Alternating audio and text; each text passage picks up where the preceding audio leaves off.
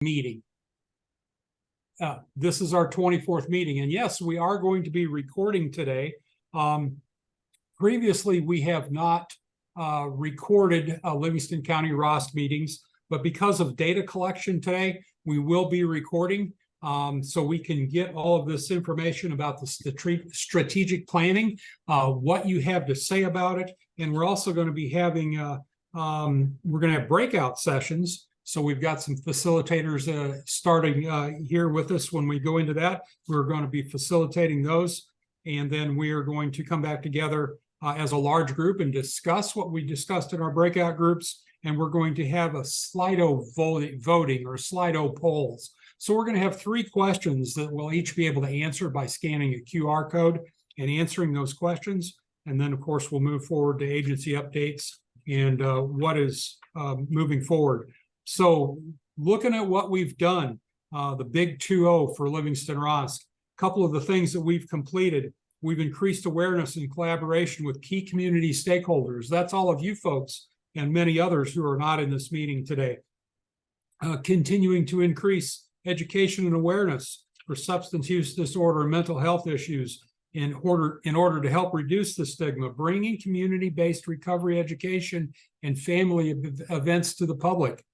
Gaining agency and PLE, and that's people with lived experience, representation to increase our coalition capacity. We have several people here today who have lived experience.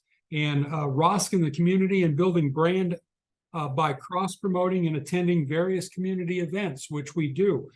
We attend your events, you attend our events. We're going to have a little presentation from Carrie a little later about our JOT form, and she will go into greater detail about how we share our community awareness with one another. So starting from scratch, a couple years ago, we developed our mission statement, and that was all of you involved in this as well. And our mission statement reads, collaborating with stakeholders, people with lived experience, their families, and the community to empower, advocate, and support recovery by building a network of care to educate, reduce stigma, and improve connection for the community. And so that is our standing mission statement, has been and will continue to be as we roll through the next years as the ROSC. And so that is something we need to remain mindful of what that mission is. And we do try to send that out to you at least a couple times a year for all the stakeholders. So we've been seen and heard. There's our sheriff performing or giving of his gifts and talents at the September 16th event at Block 59. We had a good turnout that day with the recovery celebration in Block 59, and we are very thankful for him providing that for us, as well as everyone else that turned out for that event. You know, County Market was there selling food. We had the Touch-A-Truck, the fire department, the Pontiac Fire Department, police agencies, and sheriff's department were well represented. It was great to see those individuals there. And as we go on to the next slide, we can see 7 agencies set up under the Livingston County Health Department tent. And thank you, Livingston County Health Department, for bringing that huge tent to keep us in the shade and out of the weather. But the weather was good that day. And we had a couple great speakers. Leanne Corson, who's joining us today and will be facilitating one of the breakouts, was one of the speakers that we had that day to talk about recovery in her life that involved her children and her previous life and her new life in recovery, and to show that there is hope in all of this. And so the more we move forward with this, the more people we hear from and have those opportunities. If we're not someone with lived experience, we get to hear about life. We get to hear about life pre-recovery, during recovery. And during recovery is that's a lifelong event, but it's a much better lifestyle than what it was before. And Leanne and Mike, who shared that day, have awesome life stories about what recovery is like, and that there's hope for all of us and all of our loved ones in our communities, whether we're in a town of 400 or 4 million. There is hope for us. And then we move on to the library displays. So the largest library in Livingston County and one of the smallest libraries in Livingston County are on this slide. So numerous local libraries throughout Livingston County helped us celebrate National Recovery Awareness Month, and that is to raise the education and awareness of substance use disorder and mental health recovery, as well as codependency through literature and table displays. So on the right, we have the Pontiac Library, and on the left, we have the Flanagan Library, which is a beautiful, fairly new facility. I think she said they started that library in 2015 or 2016 by a donation. And that's awesome that they're serving that community and they're willing to go out there, build this display, and show that there are recovery resources in small towns as well as large. So thank you to all the libraries who participated in that. So our strategic plan, we're moving along pretty quick today. But when we all decided, and when I say we, that's not just the Chestnut team, but that's all of you on this council and many others that are on this council. We created the strategic plan. And as we go through that, just as a quick review, our goal number one was to increase access to services, resources for the recovery community with 3 separate strategies and 4 separate objectives to help build that. And we've worked fairly well toward that. We've done what we can with the resources we can, but of course we can always do more. I don't want to say we can do better, but we can always do more. So that's goal number one in our strategic plan. And with the objectives that we have in that, we talk about housing, we talk about building resource directories. We've worked diligently on the housing. We will work harder. The resource directories we've come to, and again, Carrie will hit on this later in the presentation. What that looks like today compared to what it looked like 2 years ago is a tremendous difference. We did the Did You Know campaign that was very successful. We did the menus in restaurants. So far, we've put out over 1,000 placemats, not menus, rather, 1,000 placemats to put at local restaurants. All of them have been used. We're getting the word and the QR codes out there. Goal number 2 is to reduce stigma around mental health and substance use disorder. We have agencies that are at the table here that have worked diligently for that. And it is working. By the feedback that we're getting in the community, throughout the community, we're seeing that objective is being, that goal is being seen. So we thank you all for participating in that and moving forward with that. Part of that is the persons with lived experience involvement. That sounds like an easy objective because we all know there's a lot of people like me out there with lived experience and others on this call today. But because of stigma and the willingness to talk about our recoveries, that's a step that's a little bit harder to get someone to stand up and say, hey, this was me, this is me, and to be involved in these programs. Because when we're working our recoveries, and I'm speaking for myself, sometimes it's necessary for me to put that first and not necessarily be out in doing other things. And then when we get to a certain part in our recovery, and I know there's people on this call that will go, yes, I get that, and this is why I do what I do today. And I'm one of those who says, now it's time for me to share. Now it's time for me to give back. And I've been blessed enough to have this career that now I can do that in. And the other objectives is to research and collect evidence of data and the benefits of MAR. And when we talk about Narcan, and this group is so proactive in the positioning Livingston County with the Narcan program, we have great things to talk about that as well. And we move on to goal 3, build a sustainable recovery community. I think we've excelled in this so far, but as we go into our breakouts, we'll see and we'll have those discussions. But the sustainable recovery community is us, by having events, by going to events, by supporting one another. and to, to now 2 years into this, go somewhere, whether that's in Flanagan or Dwight or no matter where it is, and have the public come up and say, I've heard of this. We love what you're doing. That shows that all of your efforts are coming to fruition. So there again, with the strategic plan, we are achieving some of those with multiple strategies in that goal and multiple objectives in that goal. And I did send this out to you a week ago for you to review. So please keep that document close and review it from time to time. We're not going to send it out every, bi-monthly or whatever, but I did send that out to you last week. And let's print that off if we can, or keep that in a safe place so we can review that. We've all done a tremendous amount of work in this project, and to keep us fresh with what those goals are is great. And goals, but also achievements, because if we don't celebrate our achievements, we're not practicing good self-care, and we're not seeing the victories that we're having in this coalition.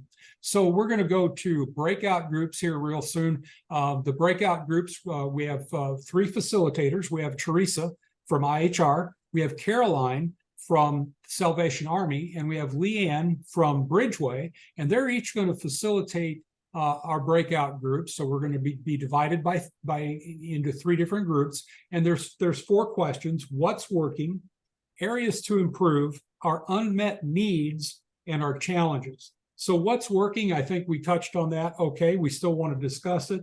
Areas to improve, maybe a little more discussion. Unmet needs, each of us at this table probably sees something a little bit different with the unmet needs. So I think this will be a good portion of our breakout discussion. And then challenges that we face. Do we face those challenges as an agency? Do we face those challenges as individuals, as people with lived experience, as clinicians, or whoever else may be on this call? So we're going to have, Carrie's going to break these groups out, and we're going to have 10 minutes to discuss. We'll each be in a group as well. We'll get prepared for that. Once we do that, then we're going to come back into the large group, and we're going to summarize. So each of our facilitators will summarize what's going well, what could be improved, what's missing, and feedback. So if you're ready, Carrie, I believe we are ready as well, and we'll hit these breakouts. Wonderful. Thank you, John. I will go ahead and open up all the rooms. Again, everyone will have 10 minutes to have their discussions. And then again, if one of those facilitators from each group could be prepared to do a report out to the rest of the group, that would be great. Each group will receive a 60-second timer once we're at that final minute mark, and that will be a reminder to join us back in this main session. So I will go ahead and open all rooms right now.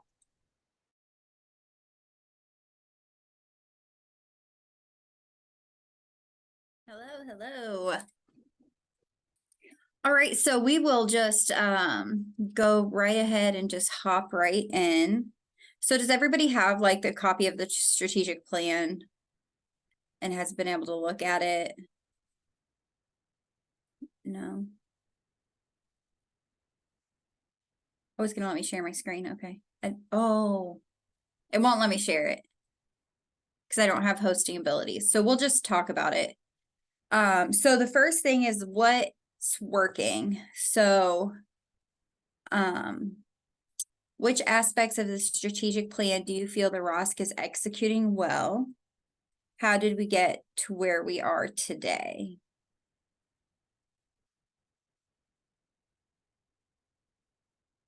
And I'm not from that area, so this is going to be all on you guys.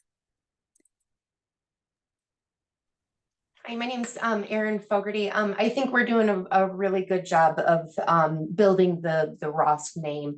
I believe that there is still a lot of work to be done in that, and making sure that individuals understand that this is a coalition of agencies and community partners and persons with lived experience, so that it's not always attached to certain agencies. I know we saw that with the ROSC event because we had the health department tent there, and I had done some of the scheduling for it. So we were trying to kind of think through how do we make sure that the messaging is shown as the ROSC, as the coalition, rather than it being, you know, associated with one agency or another, so that individuals know this is something that everybody's welcome to participate in.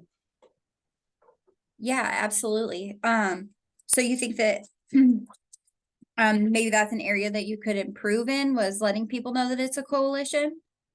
Yeah, I believe so. I do think that the group is doing a really good job of building. I mean, the way we've grown has just been awesome and exponential. But I think making sure that community members are aware, so that I think one thing that we kind of run up against is whenever it seems like it's agency run, sometimes it's people don't necessarily want to connect with agencies. They want to connect with persons with lived experiences and resources that they believe will help in that moment. So I think trying to maybe rework some of that will be important moving forward. I like that a lot. Very nice. Okay, does anybody else have any thoughts on what's working well?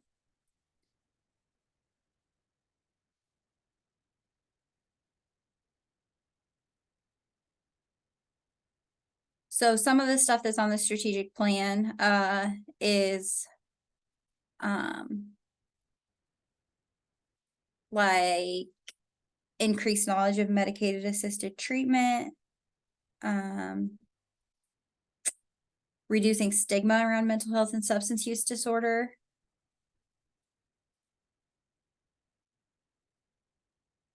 Does anybody have any thoughts on those things?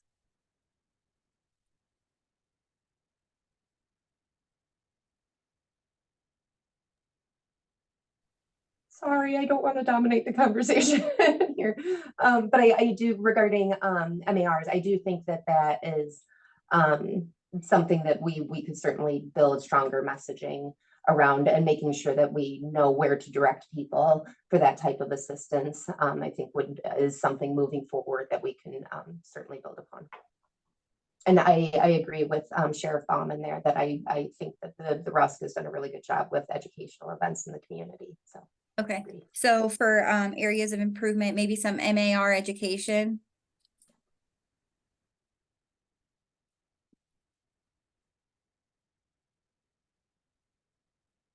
Okay. All right, so let's hop right into unmet needs. What do you see in your communities? Like, what needs are unmet?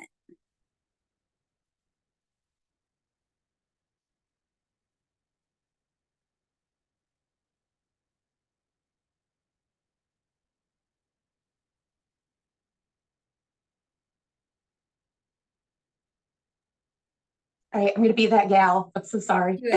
But man, I could talk all day about this. We have transportation needs for sure. I know one thing that we identified here recently with a client that we were assisting getting into treatment. One of her needs was care for her pets while she was away in treatment there. And so that's one thing that I know we're looking to partner with the Humane Society moving forward, and trying to identify if there's going to be some individuals that may be able to foster dogs in an interim while somebody is in treatment there. Not just you know dog care, but family care, transportation. A big one for us here is dental services, and a lot of, I bring that up because we have a lot of folks that are in a lot of pain, and a lot of times that pain is associated with different oral health issues. And so I think it's one thing that certainly perpetuates and contributes to individuals using medications to try to alleviate some of that pain and causing further problems there. But yeah, transportation is the forever problem around here for us. Okay, and then I also see in the chat adolescent services and youth recovery home.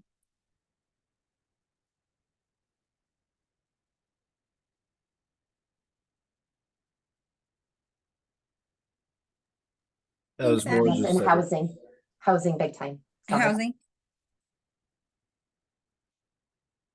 Okay, I got housing on there.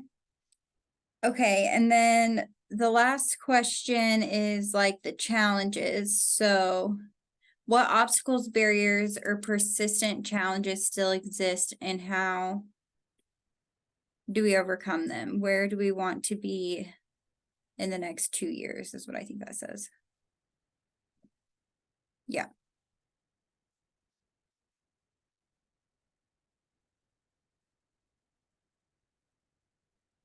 So I feel like the unmet needs and the challenges kind of fall together, right?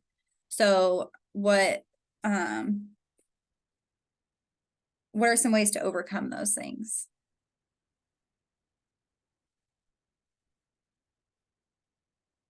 I can probably help a little bit on this. So I coordinate the West Central Illinois ROSC Council. So I cover Knox, Warren, Henry, and Henderson County. And our ROSC Council is a little bit older than your guys' ROSC Council. We're cohort 1. So we're one of the very first ROSC councils. And so we've done these things and we've talked about the barriers and we've thought about solutions. And so one thing that we did with transportation is we created a treatment transportation system.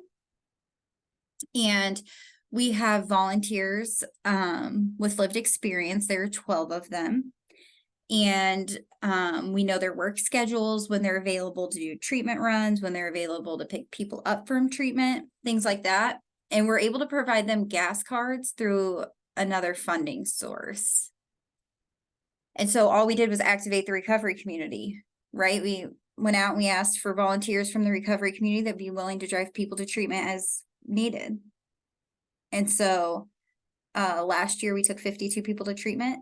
And this year we have already taken, so the last 2 years we took over 50 people. And then since FY24 started July 1st, we've already taken I think 25 people to treatment since then. Are they looking at doing that for doctor appointments or meetings So, too? so our peer support specialists really do the in-town appointments. Gotcha. Cool. Yeah. But so our closest treatment center is 45 minutes away. There's not a treatment center in our service area. So we had to find a way to help people get to treatment. It was one of the biggest barriers for people getting well in our area. So I don't know if that's something that could help your guys' area or.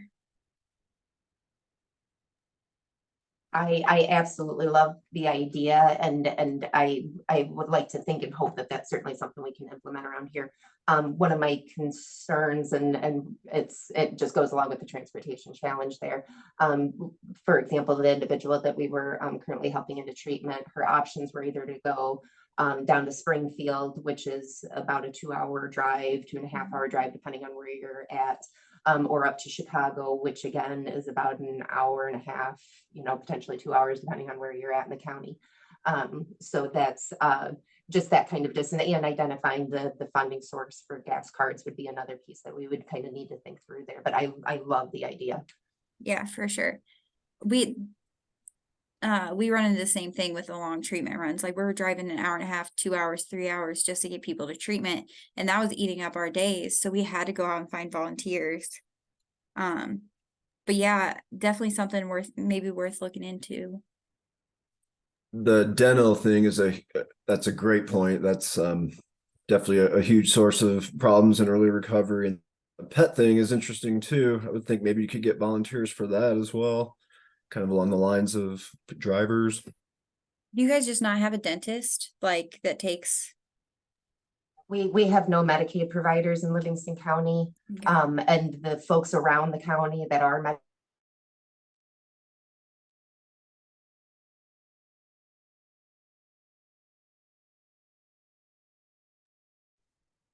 I forgot when you go to a breakout group and it puts you back into the main session, it automatically mutes everyone. So that was a great session in the group I was in. So which facilitator would like to start? Teresa, Caroline, or Leanne? Whoever would like to jump in. I can go. We actually only got to the first 2 questions, so I probably won't take up too much time here. Let me pull my stuff back up. For what we're doing well, I think the awareness of who we are and our advertising all over Livingston County is going really well. I kind of interjected my own personal story of how I got to join the ROSC was from John just having a conversation with me one day about joining, and all of a sudden I'm now part of this group, and I've been able to, you know, bring awareness that to where I work at the Salvation Army and to our clients and volunteers, my director, Tina. We know what it is, and we can, you know, better assist people that we see at the Salvation Army because we have all of this knowledge. I also think the county collaboration is going really well. You know, our committee, John, we have people from all different social service agencies, so we all get a clear picture of, you know, what our clients need, and our clients are all different. There is some overlap, but I think we're meeting a lot of different needs, and that was just kind of discussed in our session. And then for the second question, what do we need to be doing better? We kind of talked about how we need more data on how our impact is working. Did we meet our goals? Our mission is ongoing. We need to keep repeating what we're doing out in the community. It's not going to be, you know, we just meet our goal. We're always going to have to be repeating what we're doing, getting our goals out, because there's always going to be someone that doesn't know, you know, who we are, what we're doing, and what is our impact is basically what we got to before we had to come back. Thank you, Caroline. Yeah. Leanne, would you like to? Yeah, absolutely. So we kind of bounced around a little bit throughout the questions. But what's working really well is like ROSC is being well known in Livingston County. Like a lot of people are knowing what ROSC is. You've done a really good job getting this project out there. But one of the things that you could improve on and change a little bit is making sure people know it's a coalition and not just a group of agencies. So like that there are people with lived experience and community members can get involved, and you don't have to work at a social service agency or work directly with people with substance use disorder, provide services to them to be a part of that coalition. And then also maybe do a little bit of MAR education out in the community and really educate the community on what MAR is, where it's available, things like that. And then unmet needs was absolutely transportation, housing, and dental services. And adolescent services. And then we talked a little bit about overcoming those challenges. And I talked a little bit about the treatment transportation system that we use here in West Central Illinois ROSC to overcome our barriers for transportation to treatment, and how we how that manifested itself and how we utilize it today. Yeah, that's basically what we got to. Awesome. Thank you, Leanne. Teresa?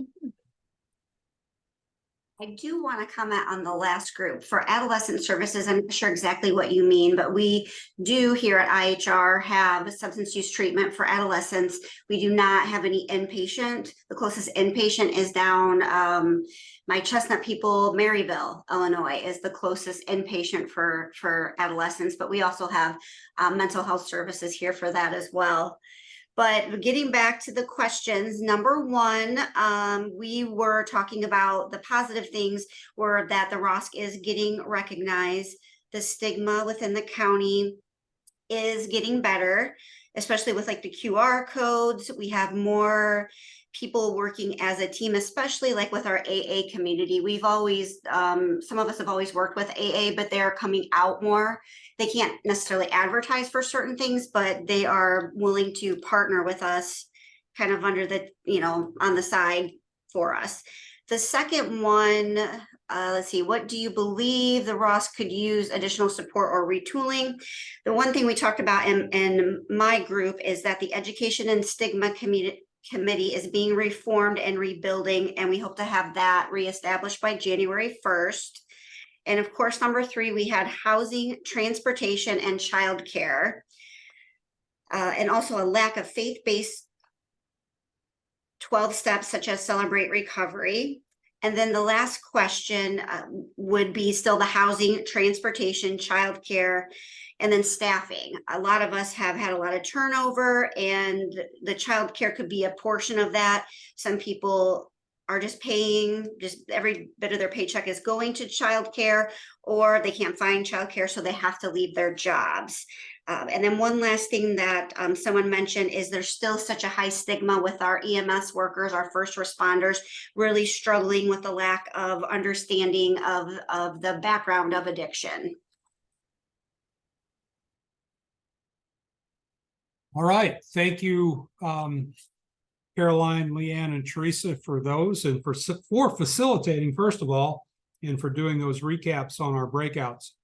Does anyone have anything else they'd like to add that they learned or want to share in the breakouts? I did forget 2 notes I had written down. The goal for the 2 years was to continue to network, and a couple of people Eric mentioned, and also I can't remember, Tia from Pyatt. Like, these are smaller counties. We really hope to have a better transportation throughout our counties in the next 2 years as well. Okay, thanks, Teresa. Anyone else with anything they'd like to interject about the breakout groups that they found that they that didn't get discussed?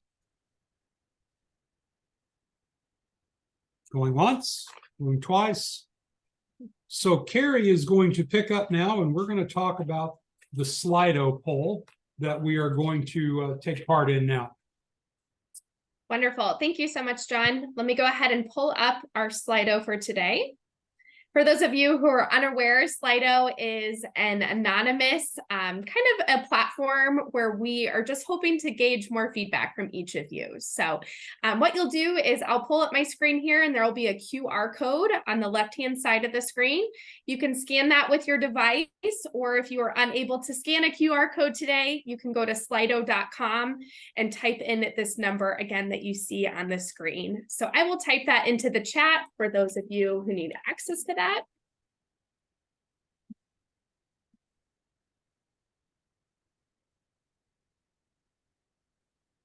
All right, once you have that pulled up, again, all of your answers are completely anonymous, and what we're going to be doing is looking at some of these answers after to help guide the edits to our strategic plan. So the first question that we have for you guys today is, based off of community needs and readiness for Livingston County, which part of the strategic plan should be prioritized first? You know, just through some of the conversations that took place the last several minutes, I constantly was hearing some transportation services, and that's what's being shown right now is the highest percentage. In addition to enhancing low-cost transportation services, stigma reduction campaigns, increasing awareness of and promotion for harm reduction strategies and initiatives, or exploring recovery housing options. So I'll give folks just a couple more moments here. We do have 17 people on the call, and if you look up here on the top right-hand part of your screen, you can see that 12 people have participated. So we're waiting for about 5 more.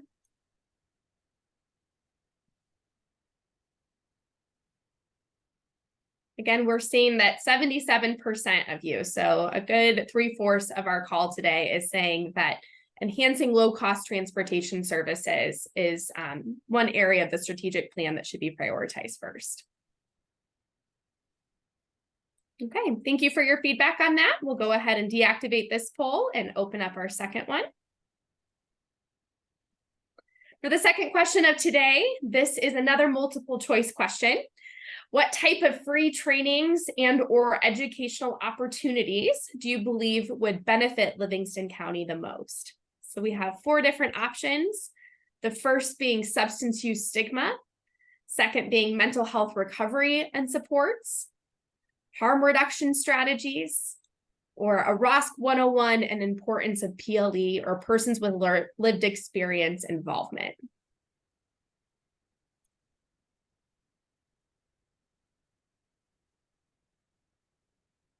About 50% participation right now, and it looks like the majority of votes are kind of split between substance use stigma and mental health recovery supports. Seeing more votes come in for ROSC 101 and importance of PLE involvement.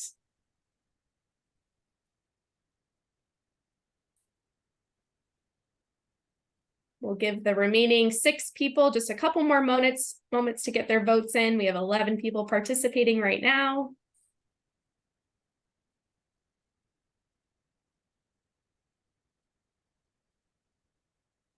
All right, wonderful. So again, the majority of folks again are saying substance use stigma, right, is going to be the most benefit to Livingston County as it pertains to free trainings and educational opportunities.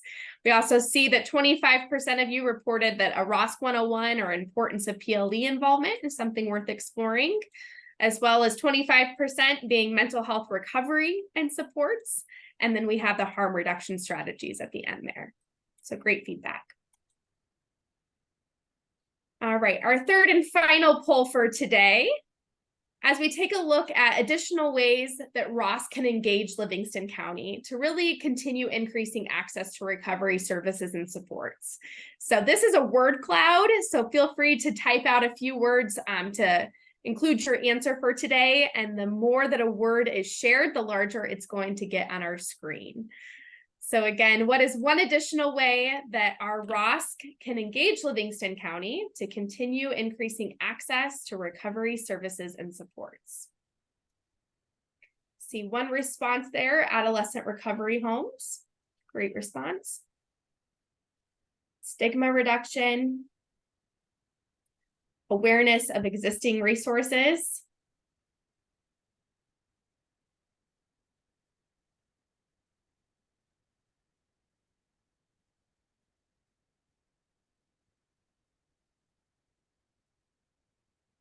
Networking.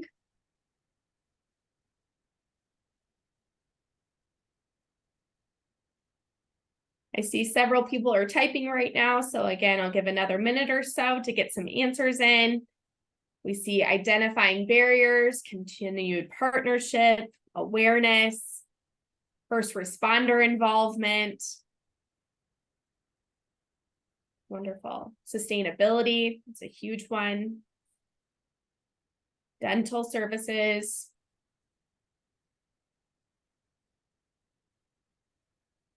Yeah, wonderful. All really great feedback. These are awesome words to consider and think through of ways that ROSC can additionally engage Livingston County as it pertains to recovery services and supports. Thank you all for your time today with the Slido poll. Hopefully that was a little fun break just to increase some engagement and get your input on various questions today. So I will stop sharing this and I will reopen our PowerPoint. All righty. And John, I will turn it back to you to discuss our upcoming ROSC newsletter. Awesome. So by the time you get the minutes of this meeting next week, we will enclose with those minutes our first ever bi-monthly Livingston County ROSC newsletter. Okay, so not only for us to look at and to enjoy and to take 5 minutes or 10 minutes out of our day when we receive this every other month, and maybe soon to come every month, we'll see how quickly we can put things together and enhance and enlarge this. This is not going to be a one-page newsletter. This is going to be a multiple-page newsletter. So to fill everyone in on what is happening in the ROSC world in Livingston County, but also for each of us to share this. So this is not news we keep and we hang on to and we, print it, put it on your coffee table, print it, put it on your desk, put it on your bulletin board at work, whatever that might be, share it to your social media, because this is how we help get the word out about the good work that we're all doing here. So this is something that we have not yet done. It was brought to our attention by our friend Dan, and he is willing to put the work into this for us to see this as often as we can supply the information. And if you need or you feel that there needs to be something in this going forward, send that to me on a regular basis, and we will see that blurb or whatever it might be gets into that newsletter. Things of encouragement, things of hope and recovery with SUD and mental health issues in Livingston County. So we're excited to bring that to you very soon. And now agency updates. So whoever is represented here today, if you've got some updates that you'd like to share with the group to be able to share with us about what you're doing in regard to the ROSC and in regard to your agency. So we'll open the floor up to whoever would like to go first.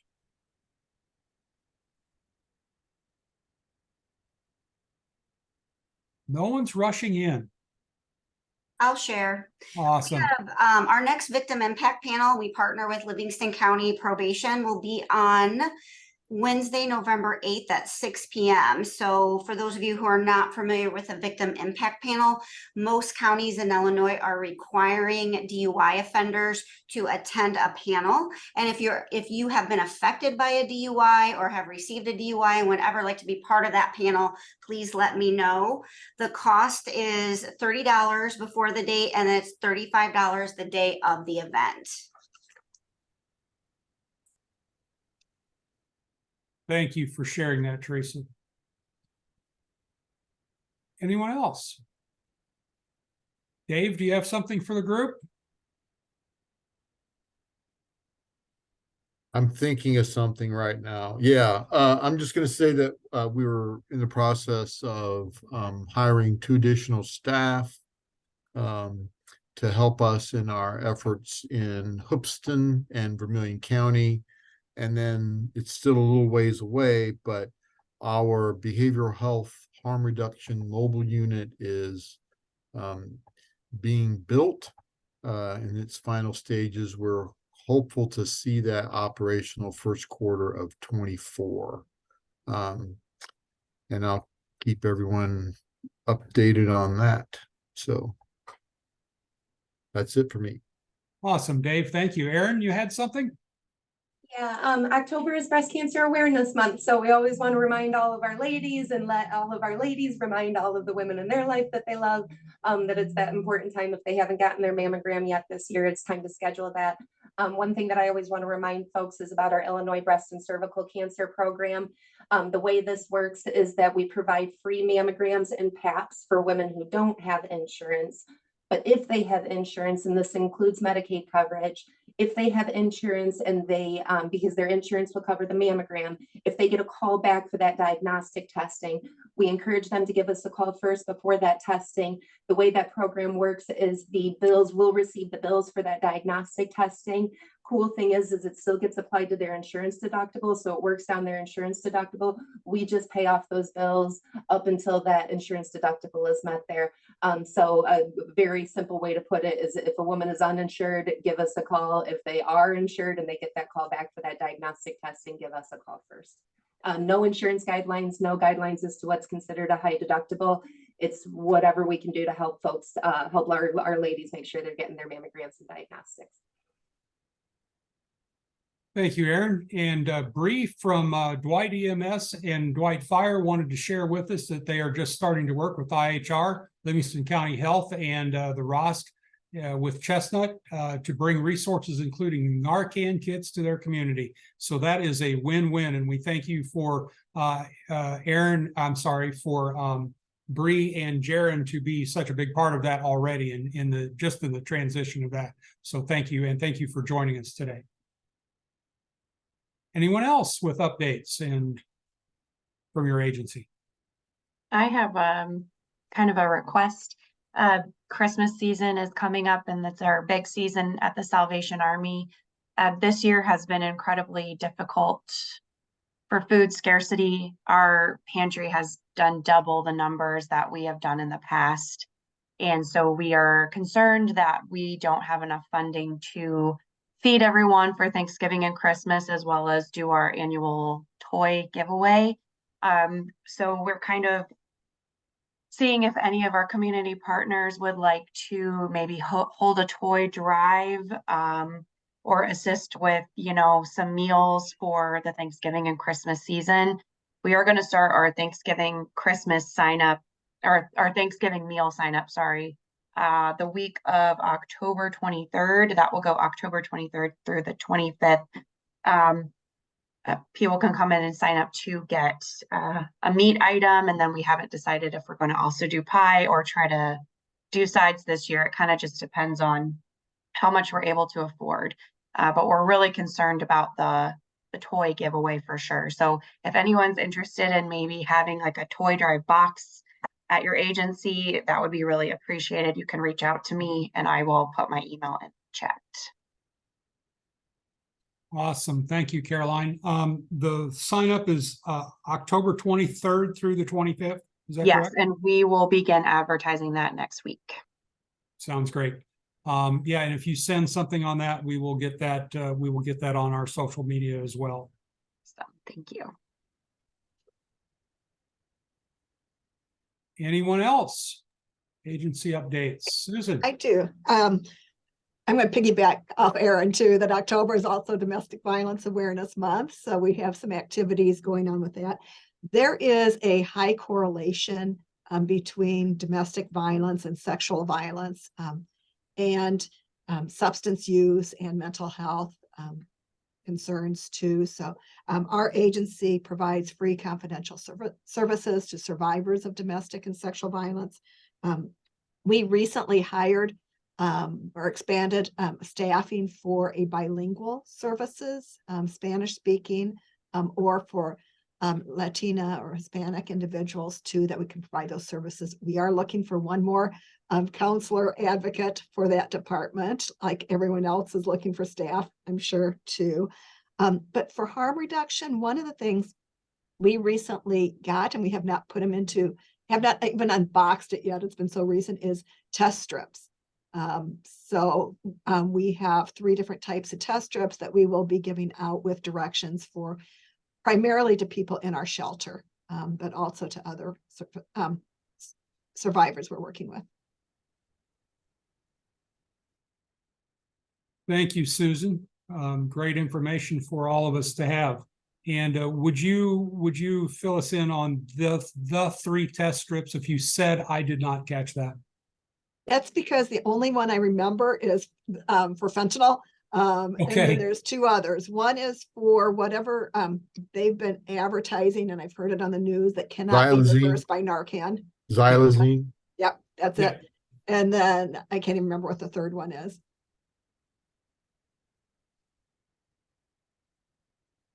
And usually they're right behind me in my desk, but I had just put them in another office so we could start taking them apart and putting them in. We're going to put a couple of tests with directions in little snack type bags so that we can just give them out like that. Okay, that's great. Other than xylazine and fentanyl, I'm not aware, but thank you for that. Anyone else with agency updates? I don't see any hands. I don't see any comments. Going once, going twice. We'll One move more, on. one more. I'm so sorry. I'm that, no I'm that gal. I'm so sorry. But one more thing I just want to add in the vein of Breast Cancer Awareness Month is just to let people know about our Livingston Cancer Fund. So these are funds that are generated by Livingston County residents for Livingston County residents that are going through cancer treatment. This is primarily offered in the form of gas cards to get individuals to and from their appointments. Under certain circumstances, we're maybe able to help with some bills to get a person through a month there, those kind of things. So we just always want to remind people about that fund there. And to piggyback off of Caroline's comments there, the month of giving and thanks fast approaching here. We just want to remind folks that that's a spot that people can direct funds to if they're looking to help support individuals that are going through cancer. Awesome. Thank you for sharing that, Aaron. Yeah, anything else? If not, we'll move on. We'll go back to Carrie, and she will talk to us about our social media and our virtual resource guide. Awesome. Thank you, John. So again, for those folks on today's call that are unaware, Liv-ROSC recently released a virtual resource guide, and that can be accessed by scanning this QR code here on your screen.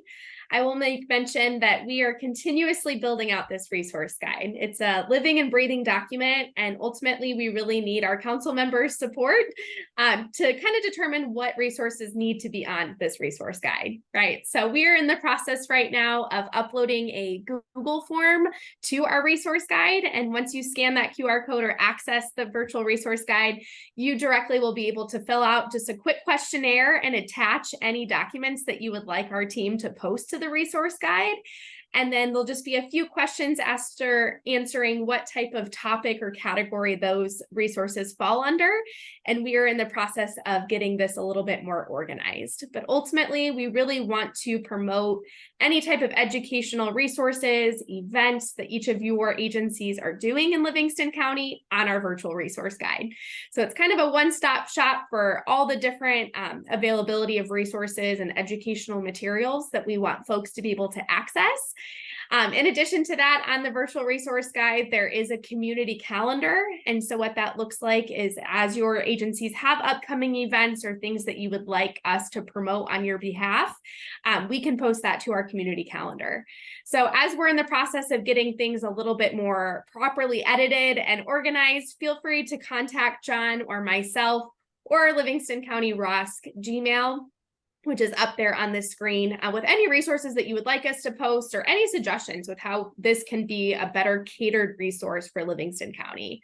So even through our conversations today and some of the gaps that we've identified in our breakout groups and within our Slido questions, I think that there's some really great key takeaways of little things that we can even post up onto this resource guide to start, increasing more education and stigma reduction tools for Livingston County. So again, we welcome any feedback.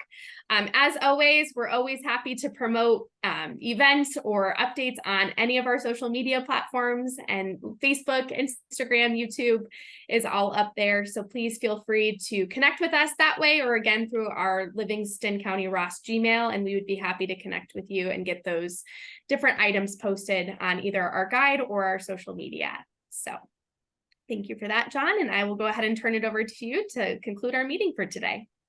All right, thank you, Carrie. I want to hinge on what Carrie said just real briefly. I know we're almost completely out of time, which is a great thing. We spent an hour together, so learning and growing together. When we go out there, we do these events, we have our networking sessions, we meet, we go, all of those things.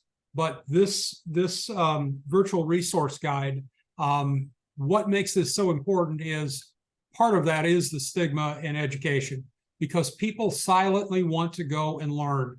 They spend their time on their screen, whatever that screen might be. So this virtual resource guide in the jot form, the Facebook, Instagram, and Gmail, promoting those things is just as important in some situations as being out there on the street or being face-to-face in a one-on-one or a group setting. So having everyone work together to help promote this is an awesome opportunity, and up to this point has quite honestly probably been a missed opportunity. And we're trying very hard not to miss this anymore. So to close out, our next meeting is Thursday, November 2nd at noon via Zoom. The Zoom link is there, meeting ID is there. Does anyone else have anything else for today's meeting? If not, we will close out. I want to say on behalf of the Chestnut team and the ROSC Council, thank you all for joining.